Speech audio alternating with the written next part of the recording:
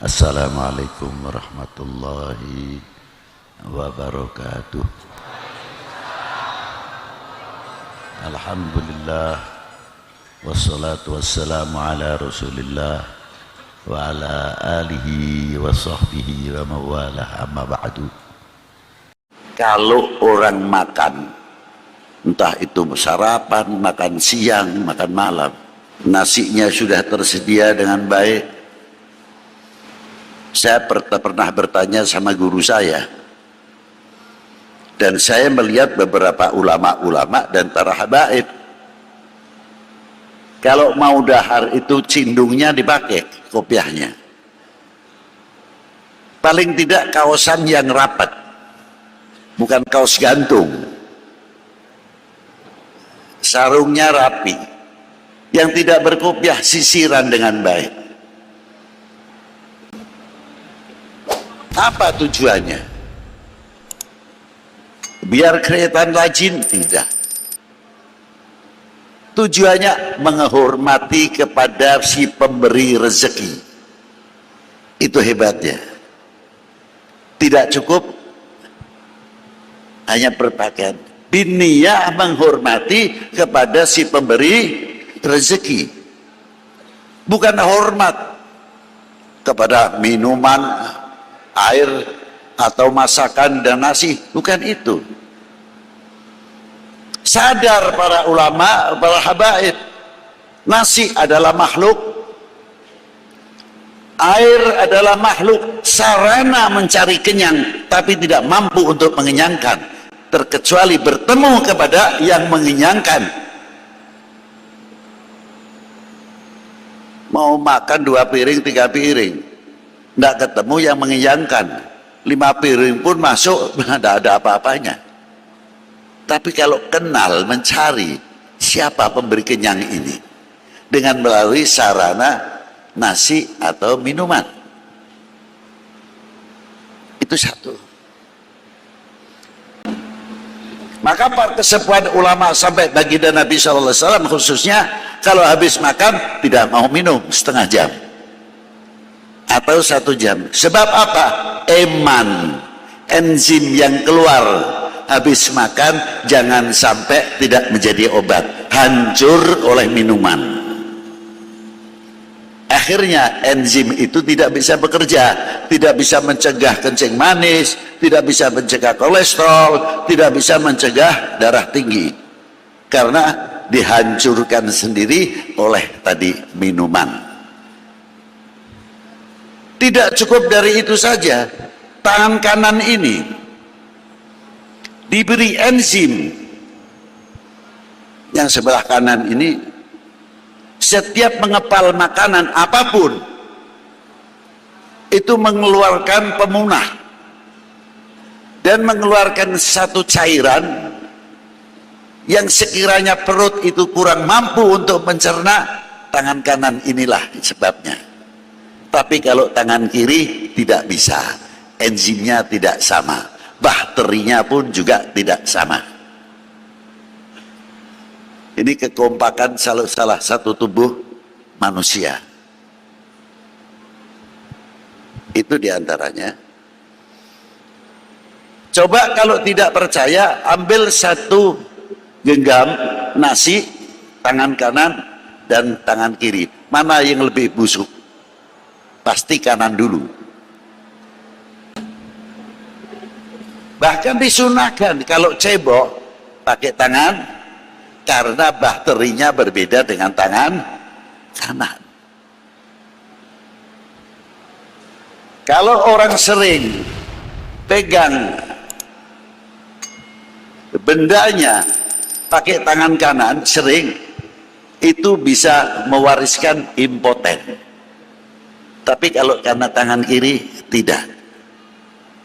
Itulah hebatnya anatomi manusia, karena kita mengenal selaku manusia apa yang ada diberi oleh Allah dalam tubuh manusia.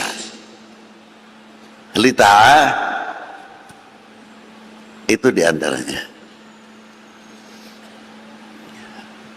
Lain daripada itu, dalam segi nilai-nilai akhlak wal adab, para kiai ini hebat, para habaib. Kalau makan pakai soprah atau apa itu di plastik ataupun kain, menjaga yang jatuh masih suci, masih baik, bisa diangkat kembali ke piringnya. Bukan sekadar, itu kan adab, bukan itu saja. Sejauh mana kita mengenal pemberian Allah Subhanahu wa Ta'ala yang berupa makanan tadi? Apakah satu buah atau satu butir nasi yang jatuh dari tempat kita makan, kita mampu menghormati, diambillah selagi itu bersih, atau kita diamkan? Kalau dunia tasawuf akan langsung saja, sombong amat lu, ambil satu butir nasi saja gengsi. Itu saya lihat secara zahiriyah. Tapi kalau kita mengenal ta'arufu, saya bertanya, siapa di antara kita yang mau menciptakan, mampu menciptakan satu butir nasi? Mampu atau tidak? Menciptakan satu butir nasi bisa. Hebat betul tuh kalau ada yang mengatakan mampu. Sejauh mana kita bisa menghormati satu butir nasi? Jangan takabur dulu, habis panen uang banyak, ambil, tunjukkan ini di antara keagunganmu ya Allah. Karena makan pun bisa menemukan, mengenal kepada Allah Subhanahu wa Ta'ala. Maka makannya ulama aulia saja ibadah. Lah ini di antaranya. Diambil. Lebih jauh, satu butir nasi ternyata yang ikut andil banyak sekali. Bukan satu orang, dua orang, tiga orang. Dari mulai mencangkul tanah sampai meluku, bajak, tandur, tebar, tandur, matun dan sebagainya, ngerabuk dan sebagainya, dengan penuh kesabaran, menanti dengan doa semoga panennya jadi. Satu sisi ingat anak saya masih di perguruan tinggi, satu sisi ingat anaknya masih tahfidzul Quran, ada yang di pesantren dan lain sebagainya, mengharapkan panennya itu baik. Maka doanya, lafalnya jamak, Allahumma barik lana fima rozaqtana wa qina. Kok tidak menggunakan kalimatul mufrad? Allahumma barik li, ya Allah berkahilah saya. Tidak. Kepedulian dalam segi akhlak dan adab dalam doa pun menggunakan lafzul jawab.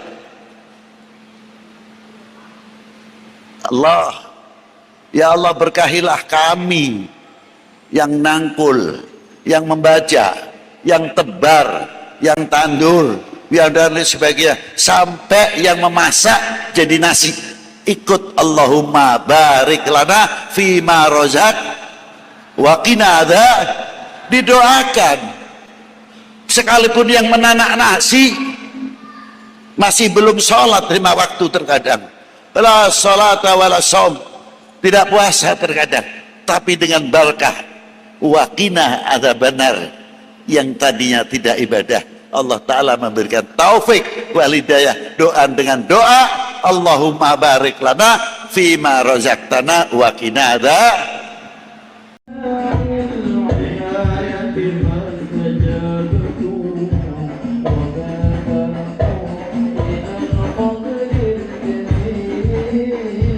وما تركوا إلى فضل الجزيل.